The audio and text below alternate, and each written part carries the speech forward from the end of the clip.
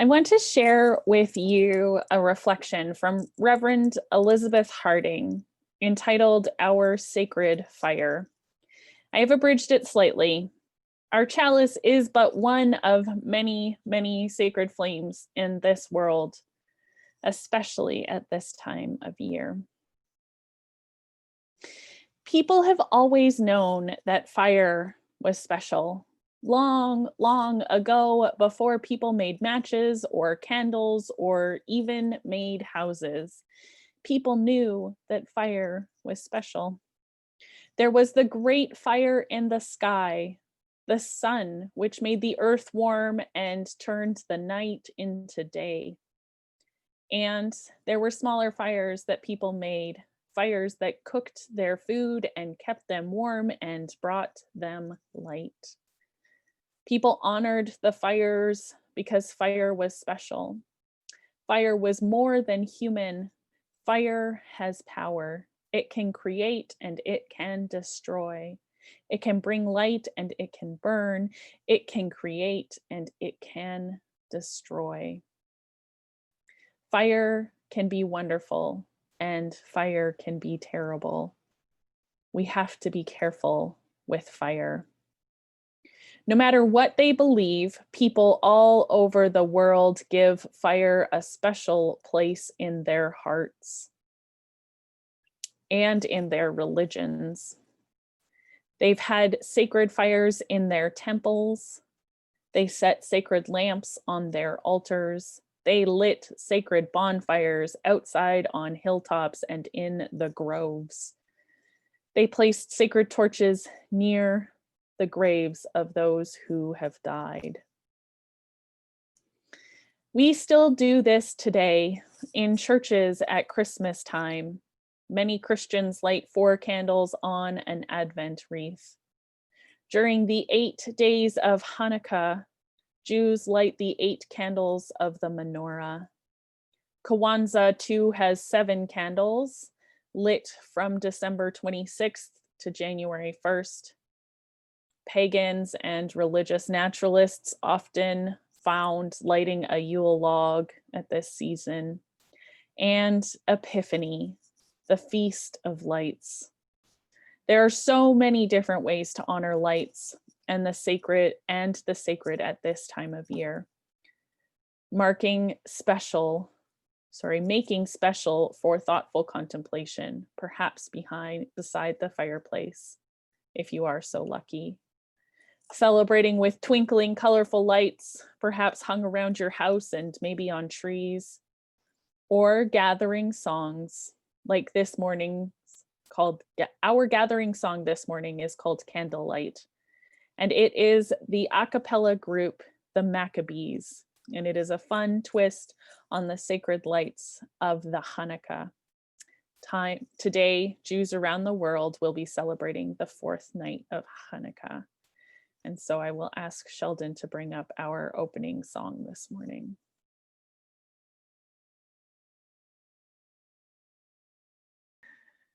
I'm going to take a deep breath and then settle into my reflection.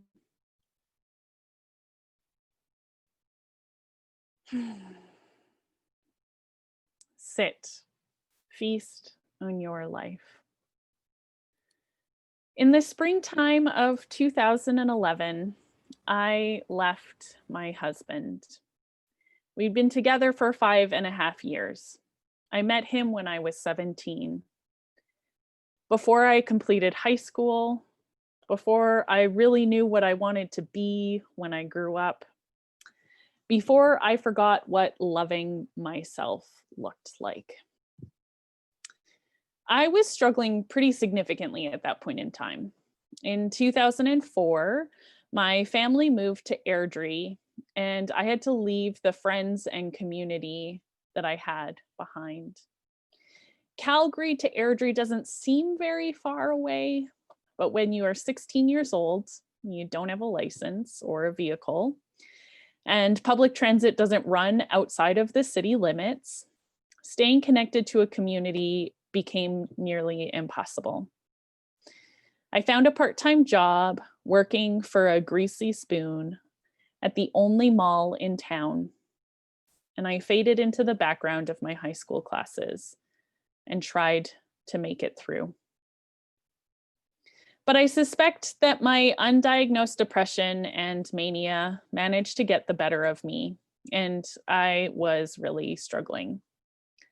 One place that felt good in the whole small town was at work.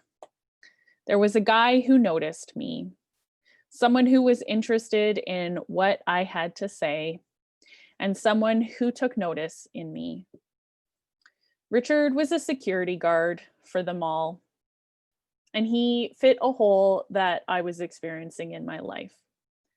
No one to connect with, no one caring or paying attention.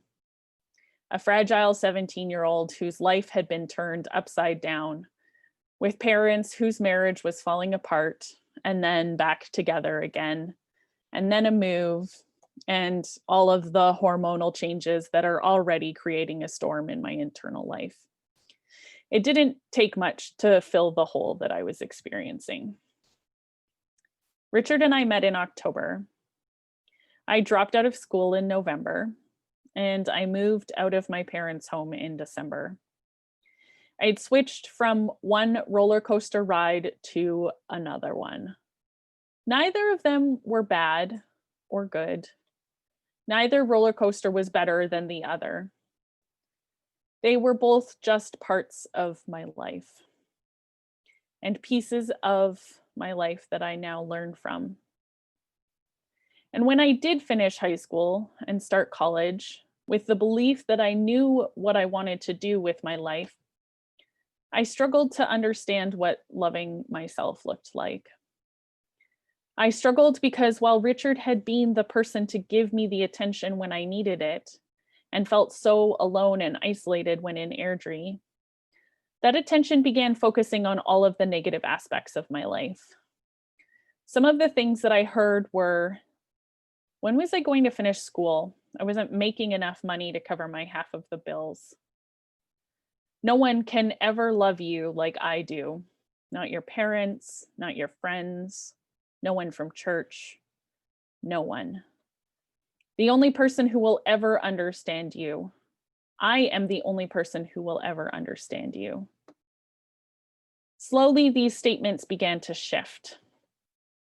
I began hearing things like, "It's a good thing you have me. Nobody else could ever love you. Look at all of the mistakes you've made. Your schooling is worthless, and even if you manage to finish, it's not going to get you anywhere." After 5.5 years of partnership and a year and a half of marriage to a man who witnessed me in one situation, but wasn't going to grow out of that life with me, I decided to leave. I had spent years listening to what other people thought of me. I needed to figure out what I thought of me. I started going to therapy before leaving Richard. Family members began to point out my symptoms of bipolar disorder. After getting a diagnosis and medication, I began meeting with a school counselor. It had been a long time since I was encouraged to talk about myself with an exploratory approach, with the approach of mining for gems of truth, of light, of beauty within the story or stories that I was telling myself. If I had read Derek Willcott's poem earlier in my life, perhaps I would have needed to find self-love after the love I was in. But then again, maybe I would have. As my world began to open up and I was no longer trapped inside of a world of just two people, I was introduced to many, many more mirrors. Connections with my minister, connections with members of the congregation through both chalice circles and building your own theology, connections with classmates that forced me to think deeper about my studies and where they might take me, loving myself again, loving the stranger that came back into my life took a long time. And it happened through numerous iterations and practices. but one of the practices that is held on the longest, one of the practices that I participated in after my divorce and for most of the following decade, has been what is affectionately been called the turn. The Turn of the Wheel is a program that happens quarterly at the Unitarian Church of Calgary. A group of people gather on the Saturday closest to the equinoxes and solstices and spend 3 hours together in silent and collective reflection. With a piece of poetry to ground us into the practice, and then reflective questions that allow us to witness ourselves, look into the mirror at our life, and make sense out of the pathways that we have walked and the choices we have made. We spent time in silence, reflecting to ourselves, with ourselves, and on ourselves. And we spent time together sharing some of our revelations. This practice was a huge part of my life for several years after I left my marriage and before I left Calgary. And perhaps because fire communion was so close to the winter solstice, or because the new year was all within the same few week span, there's always been something magical to me about the turn of the wheel at winter solstice. I know that the season of light is upon us now, and that this time of year is for many a time of celebration, either because it's Advent and Christmas, and there is joy for the coming of Christ, or because it is Hanukkah, and there is celebration of a great battle that allowed the Jews freedom centuries ago, or because we are waiting for the rebirth of our Son, for the days to get longer and the sun to get brighter. But for me, a Unitarian Universalist who was raised with the cultural practices of Christmas, but not the religious ones, and for someone who would rather feast on my own life as the year comes to an end, this is the time of year when stillness works for me. Perhaps it is because I spent too many years of my life in retail and entertainment, when December was the busiest month of the year, when employers would offer their staff overtime pay if they were willing to work evenings and weekends, when I could get more tips in a single night of waitressing than I would make in an entire month of February or September's work. Being able to control the flow of my life, being able to settle into the rhythms that moves with my body and makes sense to my capacity, I settle into stillness and silence of December. This morning, we lit our chalice with the following words. Let this be a place of warm and gentle silence, the silence that soothes and comforts the wounded, the silence that yields insight into heart and soul, the silence that calms, the silence that listens, the silence that speaks, the silence that renews. What type of silence do you need at this time of year? The silence of a fireplace, warm and crackling, but gently burning away the year. The silence of tears falling that help you soothe the wounds of this time. The silence that comes with a cup of tea and a notebook, finding insights within your soul. The silence that comes after you take a deep breath. The silence that beckons you to speak or that wills you to listen. The silence that allows you to wake up refreshed.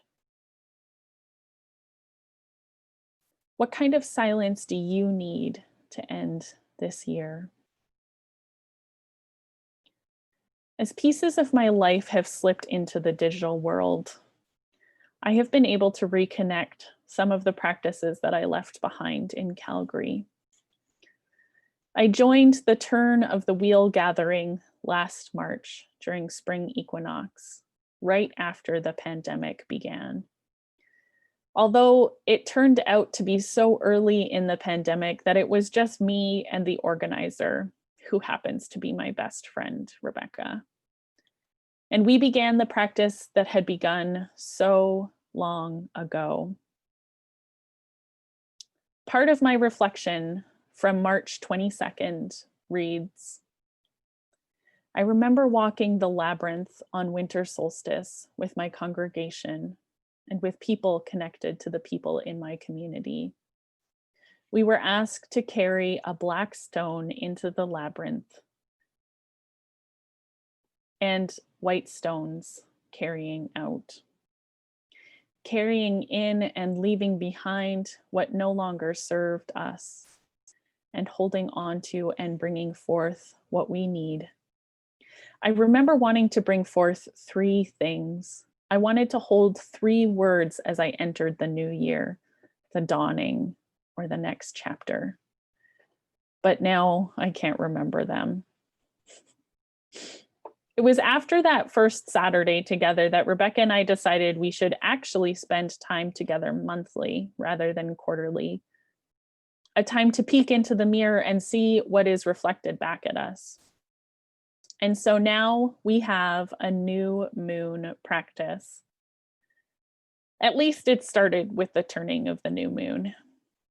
We hung out and checked in on Zoom, reading a centering piece and then spending time reflecting on where we are and where we want to be. Then we chat about it.